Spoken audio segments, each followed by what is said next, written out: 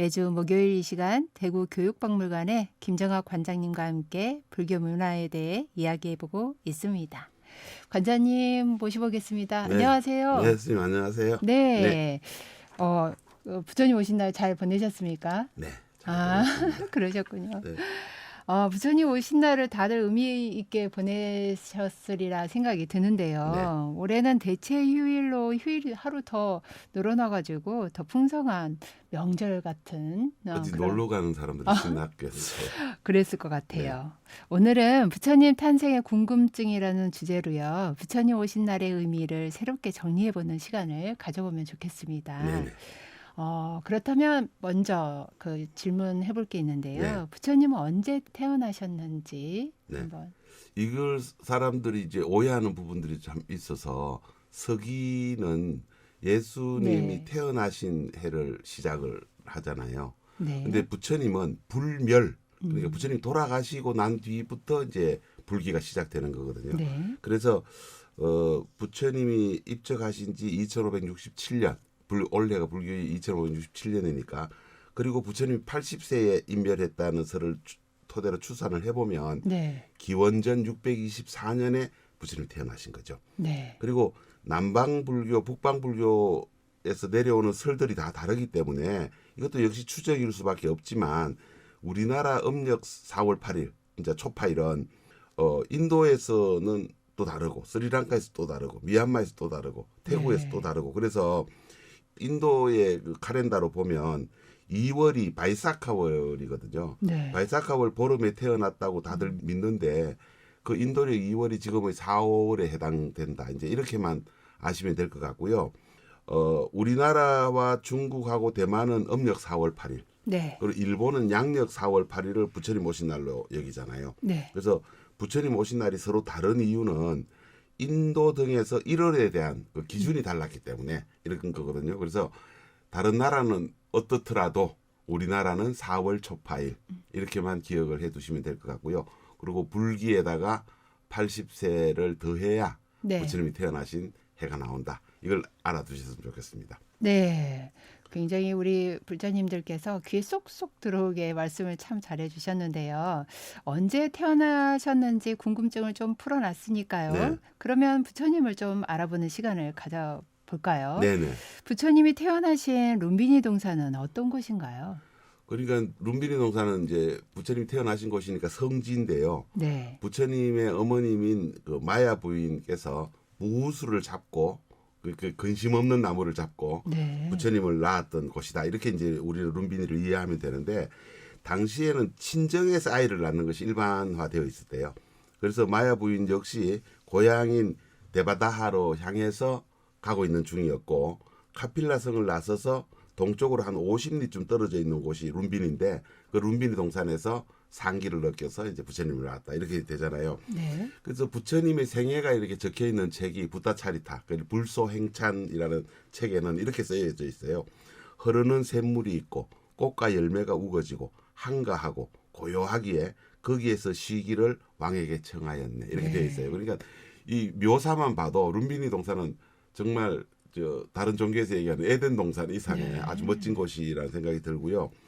그 다음에 기원전 3세기가 돼서 아소카 왕이 부처님 탄생으로 성지가 된 룸비니 마을에 세금을 면제해 준다 라는 글이 아소카 석주에 적혀 있어요. 네. 그 정도로 부처님이 태어나신 곳을 성지화했고 오랫동안 사람들이 기려왔던 장소다, 이렇게 말씀드릴 수 있습니다. 네. 룸비니 동산 이제 부자님들께서 많이 궁금해 하셨을 것 같은데, 이름 많이 들었지만 네. 의미에 대해서 좀 자세히 알아봤는데요. 네. 이것도 많이 궁금해 하는데, 왜 어머니의 옆구리로 태어나셨을까요? 라고 질문을 하신 분들도 글쎄 이게 많더라고요. 사실 우리가 삼국유사 같은 걸 읽어도 이게 진짜일까 아니면 내려오는 이야기일까, 역사적으로 문헌이 남아있을까, 이제 이런 데 늘 고민하는데, 사실 그 불교를 형성했던 설화의 하나로 하고 예경심을 잃지 않는 것, 이게 상당히 중요하다고 생각하는데, 오른쪽 옆구리로 태어났다는 것은 우협출산이라고 그러잖아요. 네. 우협출산. 그래서 인도에는 성직자인 바라문, 그 다음에 무사계급의 크샤트리아, 그 다음에 평민계급인 바이샤, 천민 계급인 수드라. 그 다음에 불가촉 천민 이제 이렇게 나눠져 있는데 계급에 따라 태어나는 곳이 다 다르대요. 이야기로 네. 내려오기를. 그래서 수드라는 발바닥에서 태어났다. 바이샤는 다리에서 태어났다. 네. 크샤트리아는 옆구리에서 태어났다. 이제 이렇게 얘기를 해서 부처님의 그 계급이 크샤트리아의 급이었다. 이제 이렇게 우리가 이제 예상을 해볼 수 있는 거고요. 네. 그리고 그 어떤 분들은 혹시 제왕절개한 것 아닌가? 제왕절개해서 오른쪽 옆구리에서 태어난 것 아닌가? 그리고 마야 부인은 그 부처님을 낳고 돌아가셨잖아요. 그래서 네. 출혈이 멎지 않아서 사망했다. 이렇게 얘기하는 사람이 있는데 이건 갖고 있는 이야기의 그 가치를 자꾸 이렇게 네. 낮추려고 하는 사람들이 꾸며낸 이야기라고 생각을 하고요. 네. 경전과 그다음 불소행찬에 그대로 나와 있는 얘기들은 고타마 시달타는 우협 출산을 통해서 무사 계급인 석가족 출신이었다라고 하는 게 가장 정확한 표현이다고 말씀드릴 수 있습니다. 네, 그렇습니다. 부처님은 어느 나라 사람인가요? 라고 질문도 하시고요. 네. 우리나라 절에 모셔진 불상을 보면 한국 사람 같기도 하고 중국 사찰의 불상을 보면 중국 사람 같은 부처님은 과연 어느 나라 사람인가요? 라고 궁금증이 많더라고요. 예전에 그 우리나라에도 그 아주 깊은 산골에 절에 가면 부처님이 이렇게 모셔져 있잖아요. 네. 그래서 부처님은 딴 데서 보는 부처님과 좀 다르다 이러면 예전에 여기 사셨던 큰 스님 얼굴하고 너무 닮았어요. 이렇게 하는 그 노보살님들 저희가 네. 많이 만나거든요. 사실 부처님이 태어난 곳은 카필라바스투였잖아요. 네. 그러니까 히말라야산 남쪽에 위치한 나라였는데 오늘날 네팔의 타라이 지방에 해당되는 곳입니다. 그래서 그 무렵에 인도 북부에는 석가족 외에 코살라족, 바차족, 아반티족 같은 다른 왕국들이 존재를 했었고 카필라바스투는 석가족들이 지배하는 곳이었습니다. 네. 그러니까 석가모니가 되잖아요. 그래서 카필라바스투의 왕인 아버지 슈토다나 왕, 그러니까 정반왕의 아들로 태어난 부처님은 태어나자마자 바라문한테 얘기를 들어요. 네. 제가자로 있으면 전륜성왕이 될 것이고 출가자가 되면 깨달음을 얻는 붓다가 될 것이다. 네. 이런 얘기를 듣잖아요. 그래서 부처님은 바라문의 예언대로 왕자의 자리를 벗어던지고 출가를 한 거예요. 그래서 한 나라의 왕이란 자리도 부처님을 세간에 머무르게 하지 못했던 거죠. 그리고 부처님의 형상이 나라마다 사찰마다 조금씩 다른 것은 부처님을 예경하는 마음, 부처님을 빚는 마음을 갖고 있는 사람의 얼굴이 조금 투영됐을 수도 있고요. 네. 그 다음에 이 부처님을 불두를 만들게 되는 것들도 그리스 로마의 전통을 조금 이어가잖아요. 그렇기 때문에 반드시 부처님의 얼굴과 꼭 같아야 될 이유는 전혀 없었기 때문에 네. 그렇기 때문에 지금 예술품으로 인정받는 것 아닌가 싶습니다. 그렇네요. 저도 조금 더 깊이 알아가는 시간이 되고 있는데요. 네. 그렇다면 부처님의 원래 이름은 무엇인지? 그러니까 부처님이 출가하시기 전에는 고타마 시달타였잖아요. 네. 고타마 시달타인데 이 고타마 시달타의 뜻이 무엇입니까? 이렇게 묻는 분들한테 네. 제가 막 당황스러웠습니다. 예전에. 그러면 찾아보니까 모든 일이 뜻대로 이루어진다라는 뜻. 우리로 치면은 원하는 대로 이루어진다. 네. 김원달, 최원달 이렇게 그렇군요. 불러진 이름 네. 아니었을까 싶고요.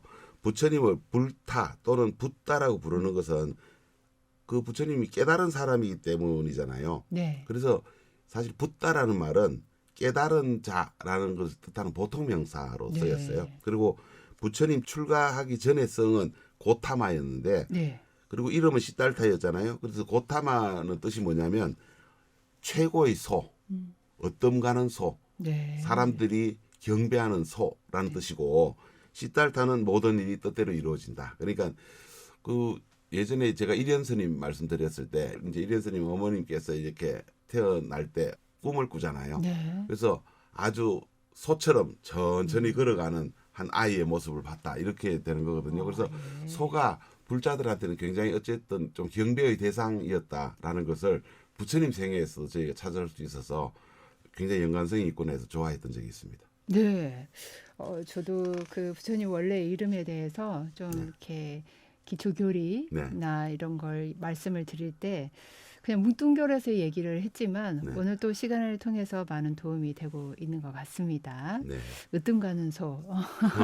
이게 굉장히 인상이 깊네요. 네. 부처님의 가족 관계를 알고 싶은데요. 우리가 슈토다나 왕이 카필바스투의 왕이었고요. 부인은 마야 부인. 그리고 태어난 지 7일 만에 어머니를 여의는 부처님. 그리고 어머니를 일찍 잃었기 때문에 이 왕자를 키우려고 하니까 걱정이 되잖아요. 네. 그래서 마야 부인의 동생이자 일종의 처제지요. 처제. 시달타의 이모인 마하파자파티에게 양육을 맡기잖아요. 네. 그래서 마하파자파티는 나중에 그 최초로 출가하는 비구니 스님이 되는 것이고요. 그리고 그 마하파자파티의 보살핌 속에서 자라던 시달타 왕자는 나중에 이복 동생을 얻게 돼요. 네. 이게 바로 난다입니다. 난다. 그리고 출가하기 전에 시달타 왕자는 야쇼다라와 결혼을 하잖아요. 야쇼다라와 결혼을 해서 아이를 낳는데 그 아이 이름이 라훌라잖아요. 네. 그래서 출가하려고 하니까 라훌라가 제가 내한테 제일 걸림돌이다. 그래서 라훌라가 장애라는 네. 뜻이잖아요. 누구는 그걸 잘못 이해를 해가지고 라훌라가 혹시 장애자야? 이렇게 묻는 사람도 있어서 제가 아주 그렇군요. 웃었던 적이 있는데 네. 부처님 10대 제자 중에서 한 명이기도 한 그 라훌라. 그리고 이 라훌라가 계율을 잘 지켜가지고 뭐 밀행제일 뭐 이런 그 닉네임도 얻었잖아요. 네. 그리고 그가 그 부처님이 어린 나이에 출가를 하지 않고 결혼을 하고 출가를 했고 그 아들이 이제 라훌라가 출가를 할 때는 그때 지금 우리 사찰에서 하는 사미성, 네. 사미 제도가 라훌라로부터 비롯됐다라는 것도 상식적으로 알고 있으면 좋을 것 같습니다. 그리고 오랫동안 부처님을 모셨던 다문제일이라고 불렸던 아난다. 네. 이건 부처님 사촌 동생. 또 부처님을 3번이나 막 죽이려고 했던 데바다tta. 네. 그리고 천안제일 아나율 존자. 이것도 다 부처님과 사촌 관계입니다. 네. 그러니까 가만히 생각해 보면 슈토다나 왕과 마야 부인으로 가지고 이 계통도를 이렇게 그려 보면은 네. 초기 불교의 주인공들을 다 만날 수 있는 이런 부분이 있고요. 그 다음에 사실 이 가족 관계를 정확하게 알아야 부처님의 고뇌 같은 경우도 이해할 수 있다는 말씀을 어느 교수님이 하신 걸 듣고 부처님 생애를 좀 더 열심히 공부해야겠다는 생각을 한 적이 있습니다. 네. 마치 우리 관장님 얘기를 들어보면은 부처님 일대기를 굉장히 현대적으로 해석해 보는 것도 네. 괜찮을 듯 싶습니다.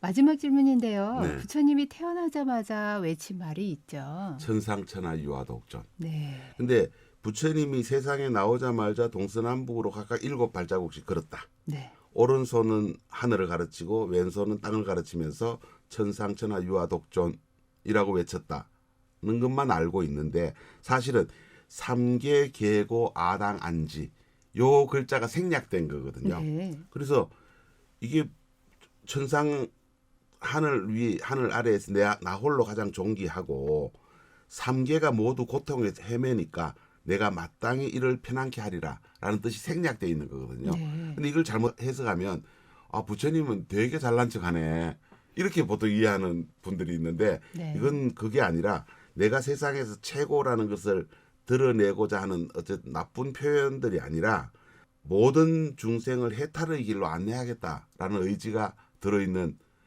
첫 마디다 이렇게 이해를 해주시면 좋을 것 같고요. 그 다음에 삼계 계고 아당 안지를 이제 사찰에서 좀 가르쳐 줬으면 좋겠어요. 네. 천상천하 유아독존만 가르치는 게 아니라 그래서 사실 관욕을 하고 관부를 할 때도 부처님 이렇게 아기 부처님 모습 위에 이렇게 물을 네. 뿌려 드리잖아요.